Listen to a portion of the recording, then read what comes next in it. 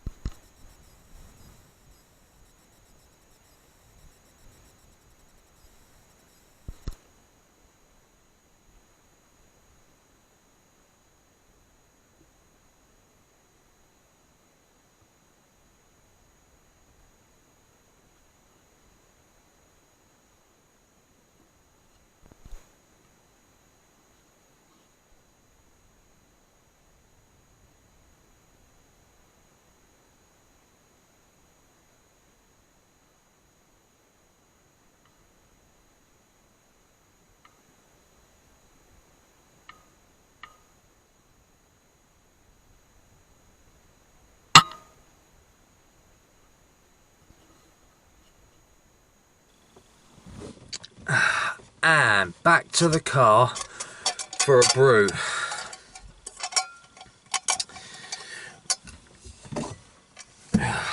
Right, I'm really pleased to get that one. It was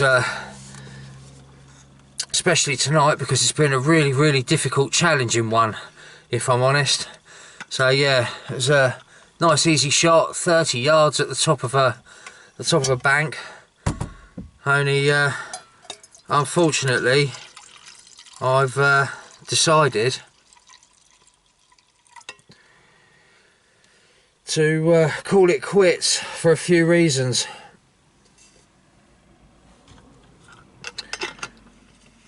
First one being because it's so cold. It's the ground's frozen, and trying to stalk anything, it's well, it's like crunching around on a gravel path.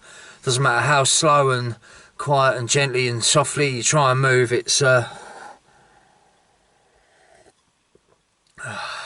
impossible not to make any noise. Which is why, again, I'm really pleased to get that one, because I'm surprised it didn't spook, you know. Especially for me to be able to stalk in to 30 yards from it, you know. I'm, yeah, really pleased to get that one. It must have been deaf or something.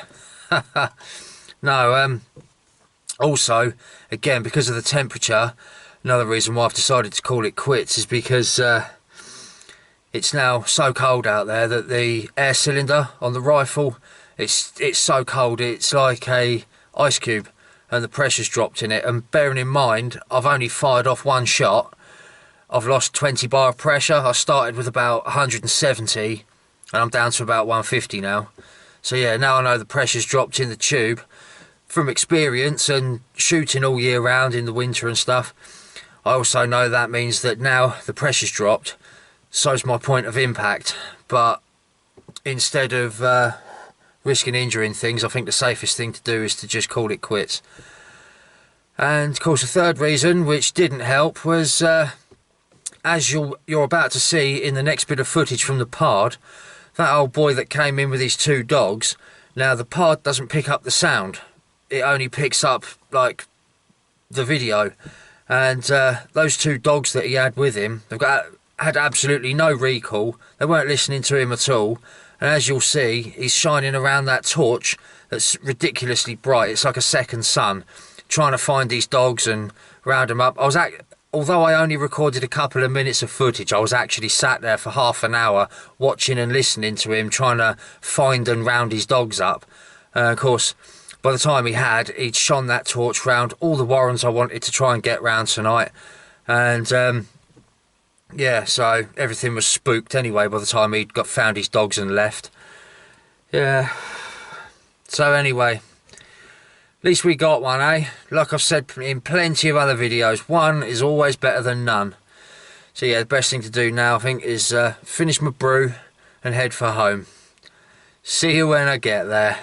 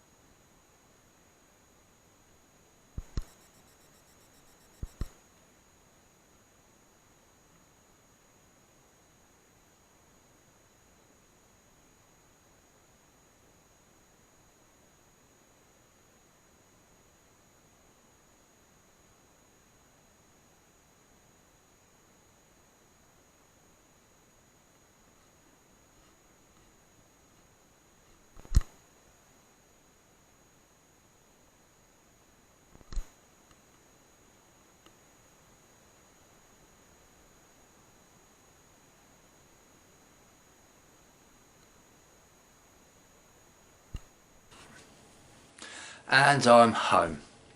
As you just saw in that last clip, that is one of the more common challenges I face while I'm shooting the golf course. People with dogs that shouldn't be there. Anyway, moving on. Now, something that I've done for quite a long time now is when I've been out shooting or fishing, when I get home, I actually like a dram of scotch. And nothing heavy, just a cheeky double, just to toast the hunting trip or the fishing trip. And back in 2022, for Christmas, Outdoors Britain mother-in-law brought me a subscription to this thing called Whiskey Me. And what Whiskey Me do is you pay your subscription, and every month they send you out a different dram of whiskey. Now, in the package that you receive each month, you get your dram in one of these little pouches, and you also get a card which tells you a little bit about the distillery, who distilled it, and the information about the dram itself. Now, in these pouches you get just a little bit more than a double. You actually get 60 mils or 60 centilitres. Don't know if it will show up on the camera there. 60 centilitres. Sorry, 6 centilitres. And yeah, every month they send you out a different one. So you get a lot of sort of variety, and you get to try lots of different scotches. And this year, during the 2023 Christmas break, they actually sent me out 3 pouches for free. So I thought the least I could do is review them one at a time at the end of the next 3 videos that I do. And if it turns out alright, I'll just do every dram they send me for the next year at the end of each video. So starting with this one, I'm not going to read the bit about on the back about the distillery just to save time. I'll just read out the information for this dram in particular. Right, so it was distilled by the Glasgow Distillery Co. Location Glasgow, Lanarkshire. Age 5, it's 5 years old. Cask Marsala. Whiskey info. Distilled on the 2nd of the 10th 2017, this peated whiskey was filled directly into Sicilian Marsala barrique wine casks, where it remained until January 2023, at which point it was disgorged and bottled at 52%, without chill filtration or any additional colouring. This whiskey is exclusive to Whiskey Me. They say it tastes like banana, red grapes and barbecue sauce. They also say it's great with sticky toffee pudding, pulled pork and primal scream. Well, I haven't got any sticky toffee pudding or pulled pork or primal scream, so I'm going to be tasting it on its own. Now onto the pouch.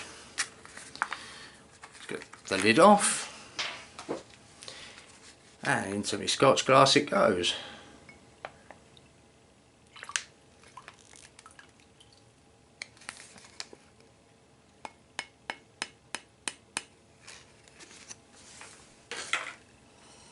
Wow, it smells good. Quite smells strong too. I can certainly smell the smoky hints from that barbecue sauce flavour. Well, cheers.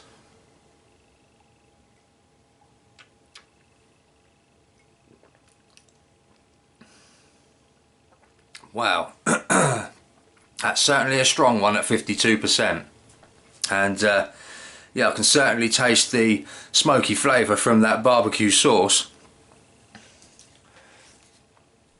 I can certainly taste the hints of red grapes and banana in it too. So yeah, if you like a scotch with smoky hints and that does actually taste like everything else that it says it's supposed to taste like, then I would definitely recommend this one. In fact, I would definitely recommend going online and checking out the Whiskey Me website. I really hope you've enjoyed this video. That is the end. Thank you for watching.